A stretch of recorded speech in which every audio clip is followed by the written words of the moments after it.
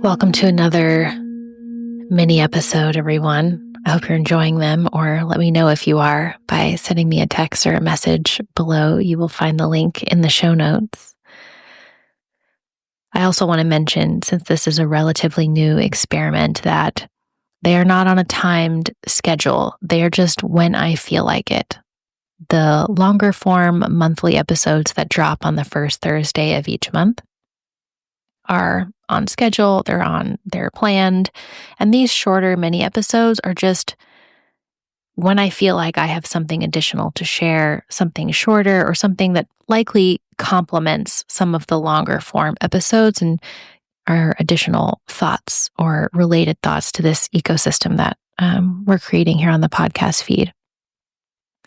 So sometimes there might be, 3 or 4 or 5, who knows, in 1 month, and sometimes there might be 0. So just want to say that so that everyone's expectations can be accurate, that they are when I feel like it and when I feel like I have something to share, and they will be absent when I don't feel like it or when I don't feel like I have something to share. As always, I recommend that you go to the link below in the show notes, sign up for my newsletter. That is the most intimate place that I share. It's where I keep everybody posted on things that I have going on, whether it's things that I'm selling or offerings, recommendations, and sometimes additional thoughts or encouragements like this.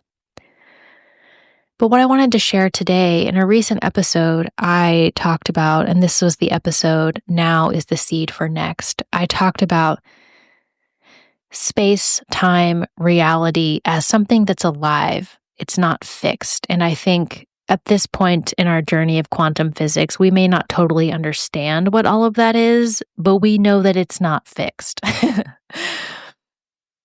And a lot of the ancients conceived of space and time and reality in a lot of different ways, usually in relationship to animals. And a lot of times that was a great snake. And that is definitely how it makes sense to me. So I will keep working with that analogy.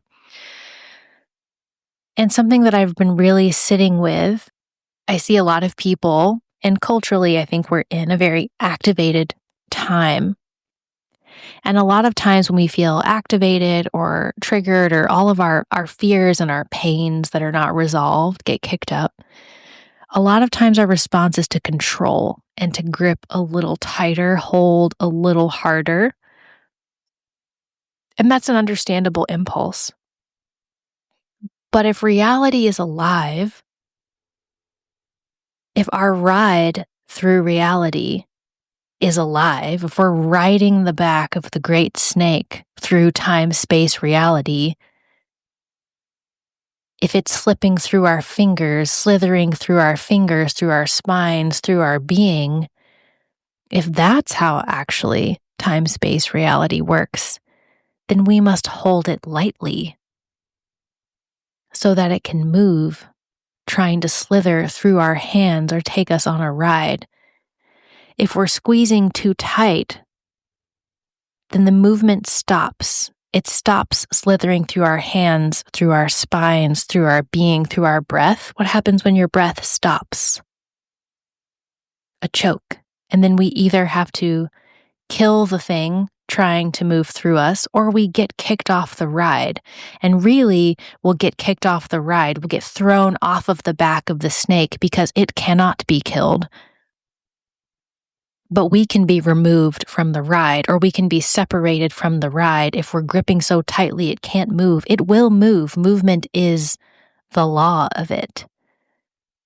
And when we get kicked off of the ride of the great snake of time, space, reality, because it's not submitting to our tight grip, then we feel separated from life. We feel disempowered. We don't feel alive and often we feel hurt by it because we feel like our choices are, I have to grip or I get kicked off the ride.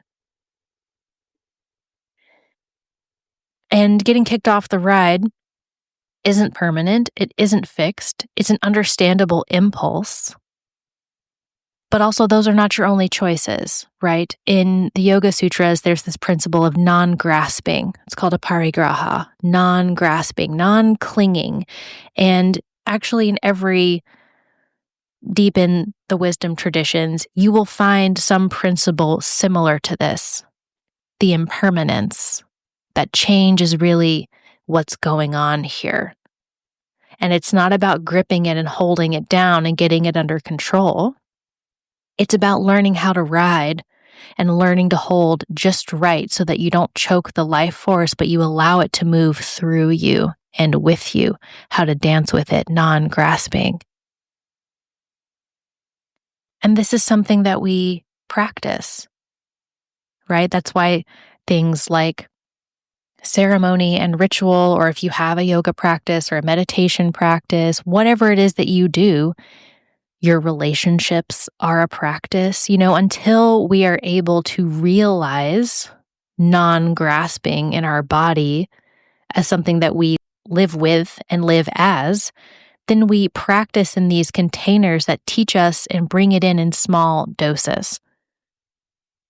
We may not be able to be, the paradoxical cosmic somebody nobody yet. However, for today, we could practice that grip doing a meditation or coming to a ceremony call or engaging with ritual or prayer or whatever are the spiritual practices that support your life. And we can practice being who we know we are. We can practice remembering who we are. And then we come back to our, mundane life and all of our fun little backpacks of weird habits and behaviors that don't align with how we know reality works. And then we come back to the practice. And then eventually toggling between the little practice and the great practice of our life, those start to look less and less different. They start to become more and more similar. Eventually, those things even out and they intersect. The toggling evens out until it intersects and it becomes the great dance. I talk a lot about paradox, in particular because a lot of my orientation to reality is non-dual. And I hear from a lot of people that is, I hear a lot of rhetoric about how that is spiritual bypassing and also how it's not embodied. And while I understand both of those arguments, I don't agree with them. I think there's a way that it can be spiritual bypassing. If it's not embodied, sure. But I think non-dual awareness is in the body. Do you have a right and left side of your body? If you see any body balancing, they are working to pull towards center and integrate opposites in their body in a paradoxical way so that it looks like on the outside balancing. And a lot of times when we think about balance, we're like, it's about the scales and deciding who's right and wrong. But also, it's not about deciding which side wins or loses. Does one side of your body win or lose? Or do they both belong to the wholeness of your body? Do you have just an upper half and a lower half? No, you have both, and they both live in your body. Practicing embodied, I think, awakens and appropriately houses what is ultimately true, which is non-dual awareness. They are not opposed. Balance is about holding and moving and dancing with, working with forces moving in seemingly opposing directions. And it's holding them singularly. It's holding them holographically. And if things are round, if they're circular, or if they're a grid, and if they're not a line, then they eventually come back and touch anyways. Things are only actually opposed if we're going in a straight line. But I don't think anything is a straight line.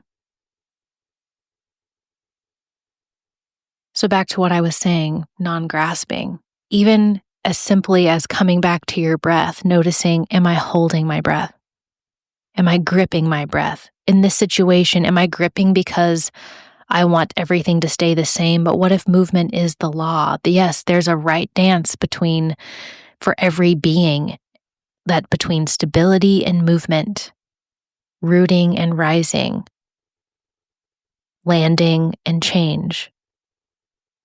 And we all have to be in the ongoing, not the one right permanent answer. We all have to be in the ongoing dance of working that out in each moment. Each moment might ask for a different formula of that. If I'm balancing perfectly and the wind blows, I will have to do something different on the inside to maintain my balance. Non-grasping. If you grip too tight, the snake can't move through your fingers. Life can't slither through your hands. And we are alive. Life is it. So we want life to be able to slither through our hands, through our beings, through our breath. Where are you gripping? And what practices support you on a micro level in creating a touchstone or an experience of what it's like to not grasp? Which is the same as learning to dance with uncertainty. Which is the same as learning to be present in each moment, because each moment is different and each moment is now.